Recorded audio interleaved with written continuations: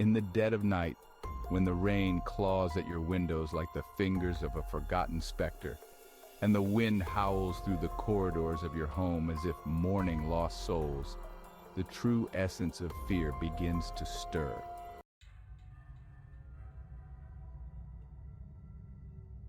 Imagine, if you will, being alone in your home during one such tempest. A night when the barriers between the natural and the supernatural seem perilously thin. This is not just a story, it's an invitation to experience the visceral terror of being alone at home.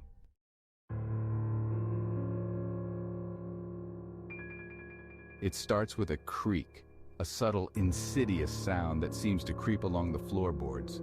The protagonist pauses, pen in hand, their breath caught in the stillness that follows. Another creak, closer this time, unmistakably the sound of weight being shifted within the house. With a flickering candle as the only source of light, the protagonist moves from room to room, the shadows dancing mockingly on the walls. Each room investigated adds to the growing tension, the silence so profound that it almost rings in the ears. Suddenly, a soft thud from upstairs pierces the silence. It's subtle, yet in the oppressive quiet, it sounds like a gunshot. The protagonist freezes, every sense heightened, the flickering candle casting monstrous shadows that seem to twitch in the periphery of vision.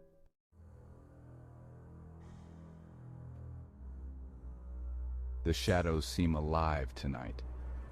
As the protagonist hesitantly steps into the hallway, a movement at the far end catches their eye, a fleeting shadow that slips into the darkness.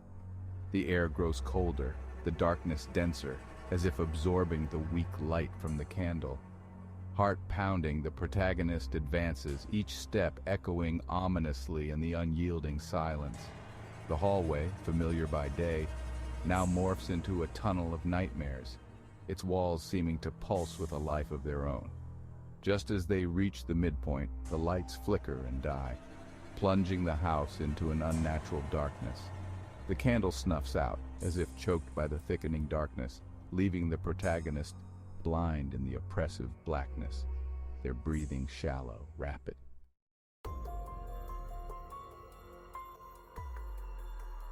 In the pitch dark, the air around the protagonist feels charged, electric. A sudden drop in temperature sends shivers down their spine. Whispering voices, too low to make out words, seem to circle around, disorienting, menacing. The protagonist, heart and throat, fumbles for a flashlight. The beam cuts through the darkness, but it's like shining a light into a void, absorbing all light, giving nothing back. The sense of being watched is palpable, as if eyes bore into them from every corner. A gust of cold air brushes past, carrying with it a whisper so clear it might have been spoken directly into their ear, yet no words can be discerned.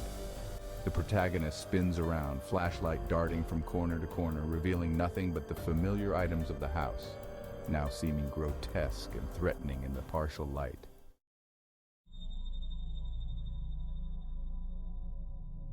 The ring of the phone shatters the silence like a scream. Jolted, the protagonist rushes to answer, heart racing. The voice that greets them is a mere crackle, obscured by static. Straining to hear, they catch a breath, a whisper perhaps, but no words. The connection seems alive, breathing. "Hello?" the protagonist calls into the receiver, their voice a mix of fear and frustration. Only the harsh dance of static replies. Then, as suddenly as it began, the line goes dead, the abrupt silence somehow more terrifying than the sinister static. Now truly alone, the protagonist feels the weight of isolation pressing down.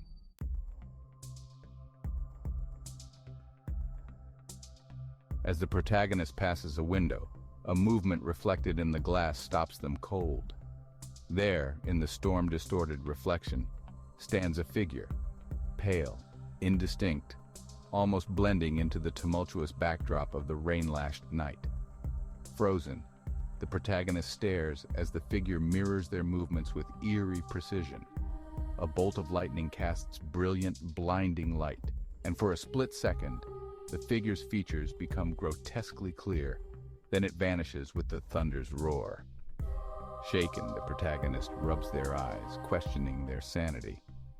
Was it a trick of the light, a reflection of their frazzled nerves?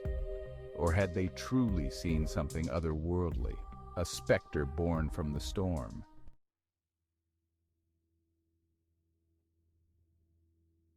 Compelled by a mix of fear and determination, the protagonist decides to investigate the source of a faint, dragging sound coming from the attic.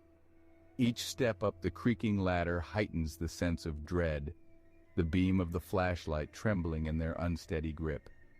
The attic is cramped and dust-choked, filled with long-forgotten memories stored in boxes and trunks. The air is thick, stifling.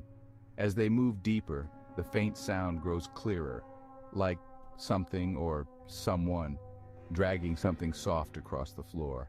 Turning a corner, the flashlight beam falls on a trunk slightly ajar, the contents spilled. As the protagonist approaches, the lid slams shut with terrifying force, and the room is filled with the sound of hurried, whispering voices. Panic seizes them, and they flee, the whispers chasing them down the ladder.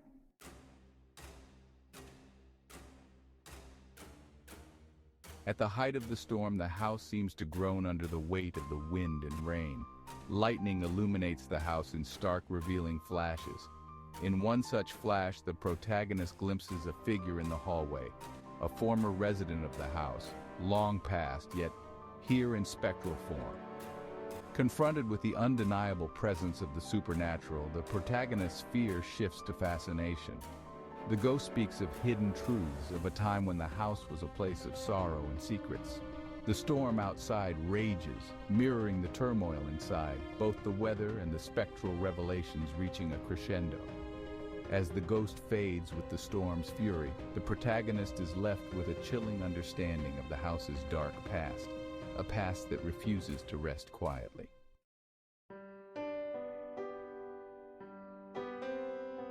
As the first light of dawn breaks, the storm finally begins to wane.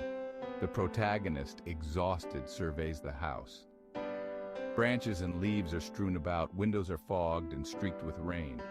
But it's the internal changes that are more profound. Walking through the house, the protagonist feels a shift. The oppressive presence felt during the night seems diminished, but the echoes of whispered voices and chilling visions linger. They realize the night has forever altered their perception of the house. It is no longer just a structure, but a repository of histories, both seen and unseen. Subtle signs suggest the night's horrors may not be entirely over.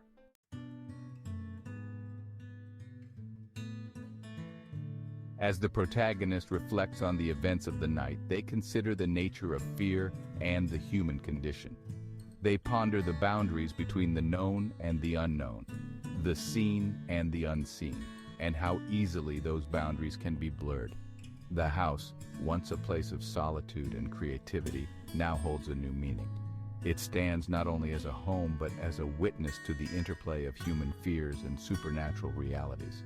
The protagonist realizes that true horror lies not in the storm itself, but in what the storm reveals, the hidden depths of our homes, our minds, and perhaps our very souls.